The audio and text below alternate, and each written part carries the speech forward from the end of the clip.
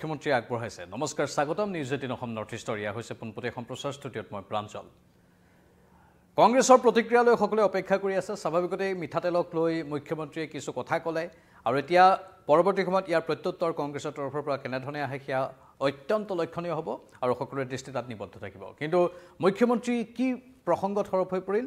মুখ্যমন্ত্ৰীয়ে অৰুণোদয় আঁচনিত বা আন কেতবোৰ প্ৰসংগক্ৰমে মহিলাসকলক মিঠাতেল দিয়াৰ কথা বা আন সা সুবিধা দিয়াৰ কথা কোৱাক লৈ কংগ্ৰেছে পূৰ্বে সমালোচনা কৰিছিল মুখ্যমন্ত্ৰীক আৰু তাৰ সমালোচনাৰ প্ৰত্যুত্তৰ মুখ্যমন্ত্ৰীয়ে দিছে। মুখ্যমন্ত্ৰীয়ে কৈছে যে কংগ্ৰেছে মাকৰ মৰমো বুজি নাপায়। কংগ্ৰেছৰ মানুহবোৰক সৰুতে মাকে মিঠাতেলেৰে মালিচ কৰা নাছিল, কাৰণ মাকেও জানিছিল যে ডাঙৰ হৈ ডাক্তৰ ইঞ্জিনিয়াৰ নহয়, তেওঁলোক কংগ্ৰেছে হ'ব। মুখ্যমন্ত্ৰীয়ে এইখিনি বক্তব্য আগবঢ়াইছে। নগাঁৱত উন্নয়নৰ বাৰ্তালৈ গৈছিল আৰু তাতেই কংগ্ৰেছক তুলা ধুনা দিবলৈ চেষ্টা কৰিছে মুখ্যমন্ত্ৰীগৰাকীয়ে। নগাঁৱৰ নেহেৰুবালিত মহিলা উদ্যমিতা আঁচনিৰ চেক বিতৰণ কৰিলে আজি মুখ্যমন্ত্ৰীয়ে আৰু তাৰ পাছতেই বিৰোধী কংগ্ৰেছক তুলা ধুনা দিবলৈ চেষ্টা কৰিলে মুখ্যমন্ত্ৰীগৰাকীয়ে। মহিলা উদ্যমিতা আঁচনি অসমৰ মহিলাসকলৰ মাজত আত্মনিৰ্ভৰশীলতাৰ পৰিৱেশ অনা বুলি বা আন্দোলন গঢ়ি তোলা বুলি মন্তব্য কৰিছে মুখ্যমন্ত্ৰীগৰাকীয়ে আৰু লগতে কৈছে যে এই আঁচনিক সমালোচনা কৰাসকলক আমি কঠোৰ ভাষাৰে ওলোটাই সমালোচনা কৰিম আৰু তাৰ বাবেই তেওঁৰ তীব্ৰ বাক্যবান বুলি তেওঁ দাবী কৰিছে। এচাম লোকে আমাৰ আঁচনিক সমালোচনা কৰে, কিন্তু তেওঁলোকে তাৰ বিকল্প কি সেয়া বুজি নাপায় বুলি মুখ্যমন্ত্ৰীগৰাকীয়ে সদৰি কৰিছে আৰু লগতে কেৱল ইমানেই নহয়, বিৰোধী কংগ্ৰেছক সমালোচনাৰে থকা সৰকা কৰি মুখ্যমন্ত্ৰীৰ মন্তব্য যে কংগ্ৰেছে অৰুণোদয় দিয়াৰ বাবে আমাক সমালোচনা কৰে, কিন্তু কৰ্ণাটকত কংগ্ৰেছে আমাক অনুসৰণ কৰি অৰুণোদয় আঁচনি ৰূপায়ণ কৰি আছে। মুখ্যমন্ত্ৰীৰ বক্তব্য আমি শুনাই লৈছোঁ। কি কৈছিল মুখ্যমন্ত্ৰীয়ে এবাৰ শুনক। মিঠাতেলে হ'ল আটাইতকৈ মাক আৰু পুতেকৰ মাজত মমতাৰ আটাইতকৈ ডাঙৰ প্ৰতীকে হ'ল মিঠাতেল। এজনে ক'লে যে মিঠাতেল দিব নালাগে, তেতিয়া মই ক'লো সৰুতেতো মোৰ জ্বৰ হ'লে মায়েতো মিঠাতেল গৰম কৰিয়ে ভৰিৰ তলত মালিচ কৰিছিলে। কৰেনে নাই আপোনালোকে? কৰেনে নাই? তাৰমানে কংগ্ৰেছে মাকৰ মৰমো বুজি নাপায়। সব বাচ্চাক যেতিয়া বাচ্চাৰ বেমাৰ হয় আপোনালোকে গৰম মিঠাতেলে বাচ্চাক মালিচ কৰে নে নকৰে? মোক আপোনালোকে কওক, কৰে নে নকৰে? এতিয়া কংগ্ৰেছে মিঠাতেলক লৈ মোক জোকায়। একদিন মিঠাতেল নোহোৱাকৈ দালিখন খাওকচোন, ইহঁতি একদিন মিঠাতেল নোহোৱাকৈ চব্জি এখন খাওকচোন। তাৰমানে মই এইটোৱে বুজিলো যে এই কংগ্ৰেছৰ মানুহবিলাকক তেওঁলোকৰ মাকে সৰুতে চিনি পাইছিল যে ই আগত গৈ কংগ্ৰেছে হ'ব, সেইকাৰণে তাৰ জ্বৰ উঠিলেও তাক তেলেদি কেতিয়াও মালিচ নকৰিছিলে। সিহঁতে আগতে মাকেতো চিনিয়ে পায়, মাকেতো কোন বাচ্চা কি হ'ব আগতে বুজি পায়।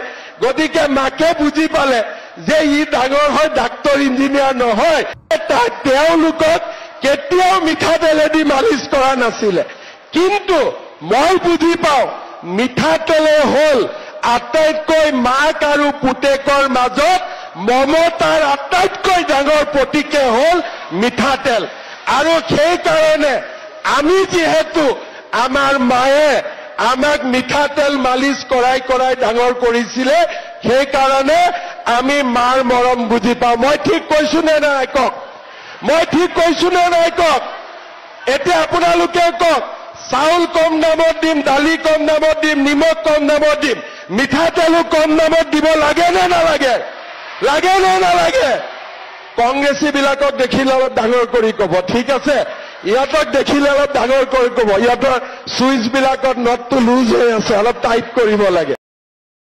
মিঠাতেল মুঠতে আগন্তুক 2026 বিধানসভা নিৰ্বাচনত মিঠাতেল এটা ইছ্যু হ'ব। নিৰ্বাচনী ৰাজনীতিৰ এটা ইছ্যু কৰাৰ এটা চেষ্টা বুলিও হয়তো ইয়াক ক'ব পাৰি। স্বাভাৱিকতেই মিঠাতেল বিভিন্ন কাৰণত আমাক লাগে, সেই কথাখিনি মুখ্যমন্ত্ৰীয়ে বহলাই বৰ্ণনা কৰিলে, আপোনালোকে শুনিলে।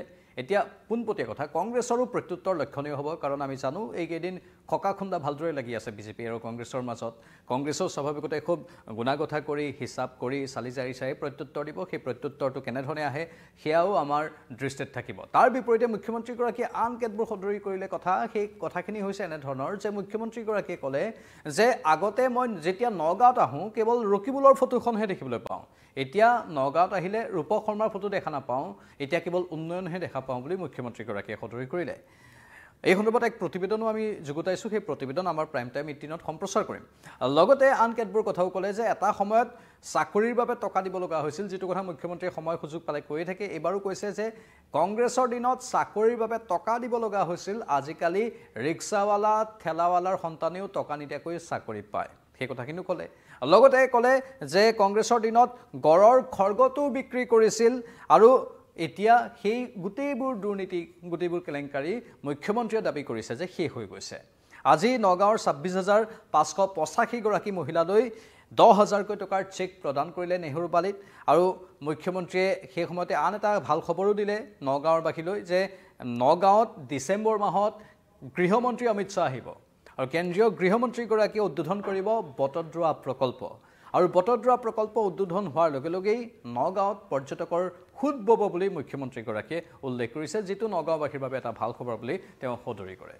এয়া আছিল আজিৰ নগাঁৱৰ কাৰ্যসূচী আৰু এই কাৰ্যসূচীৰ মাজতেই কংগ্ৰেছক মুখ্যমন্ত্ৰীগৰাকীয়ে টাৰ্গেট কৰি ল'লে স্বাভাৱিকতে নিৰ্বাচন আহিছে নিৰ্বাচনৰ এই ধামখমীয়াত এই কথাবোৰে চৰ্চা লাভ কৰে এই কথাবোৰে শিৰোনাম দখল কৰে মুখ্যমন্ত্ৰীগৰাকীয়ে সেয়েহে এই কথাবোৰো প্ৰসংগক্ৰমে টানি আনিলে আপোনালোকৰ মতামত কি কমেণ্ট বক্সত কমেণ্ট কৰি জনাব আকৌ আহিম লাইভত চাই থাকক নিউজ 18 অসম নৰ্থ ইষ্ট নমস্কাৰ